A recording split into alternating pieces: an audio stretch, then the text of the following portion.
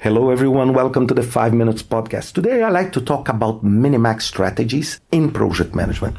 And I know that every time I talk to you about Minimax strategy, the first thing that comes to your mind is game theory. It's John von Neumann algorithm that is almost 100 years old, and you think about AI and you think about tactical games or Connect 4 games, how you play against a machine and how machines behave when playing in a zero-sum game. What is a zero-sum game? It means if I win, you lose.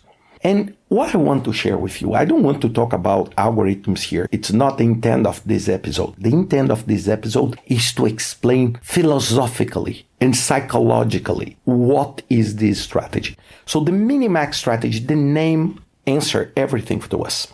Minimax means minimize the maximum possible loss resulting from your decision. So you need to make decisions in a project every single minute. And what do you want? You want to minimize your maximum loss. For example, you want to minimize the tragedy. And you don't want to protect, because it's just impossible to protect your project against absolutely everything. But what you need in your prioritization on how you answer to uncertainty, you need to understand which kind of uncertainties I really need to monitor to avoid the maximum possible loss. And this is the meaning.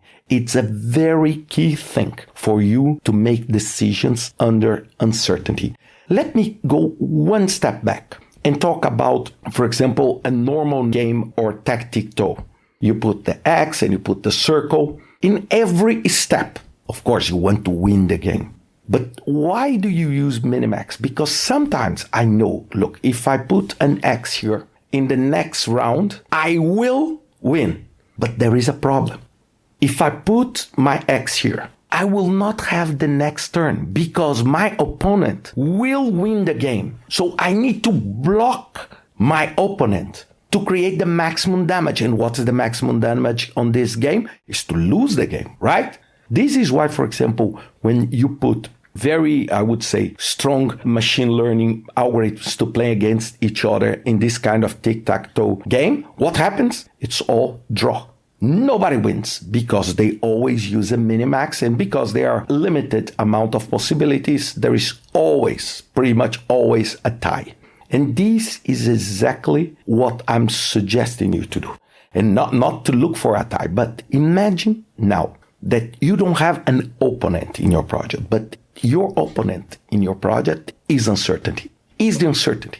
And this is why you do risk management. This is why you plan. This is why you try to forecast, I would say, what is potentially coming. And then you need to defend yourself and need to prepare yourself. By saying that, let me give you another example. Let's suppose you need to make a decision. Should I buy or not an insurance for my car? A very simple example.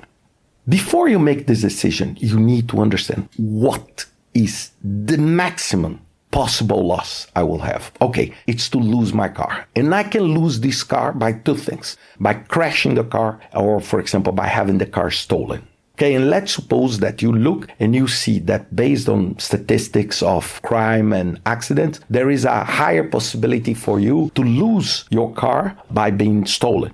So what you do, you say, which kind of strategies I can take on this to minimize this loss? Then you put a lock, then you put an alarm, then you park your car in a garage, then you do a series of actions aiming to minimize.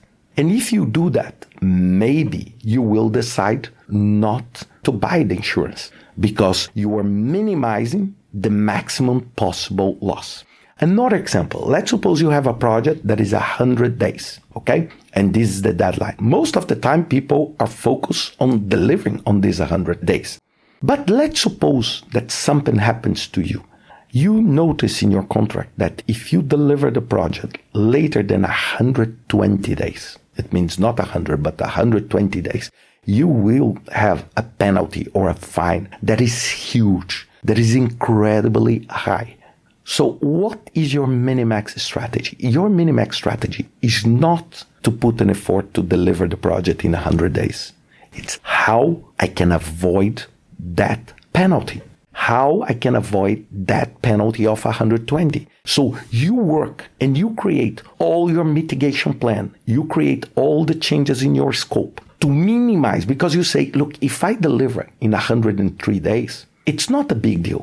But if I do not deliver in 120, it is a big deal. So you're minimizing the maximum possible outcomes. Remember, you don't have money, you don't have time to answer to everything, right? Because otherwise you would say, oh, I want to answer all possible uncertainties. This is impossible.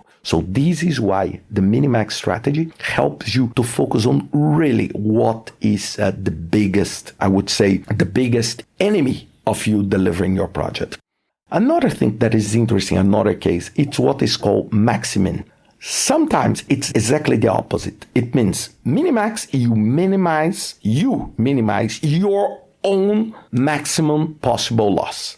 Maximin, it's when you want to maximize the other side's smallest gain. This is extremely helpful, the concept of maximin and minimax, for example, when you are handling contractors in your project.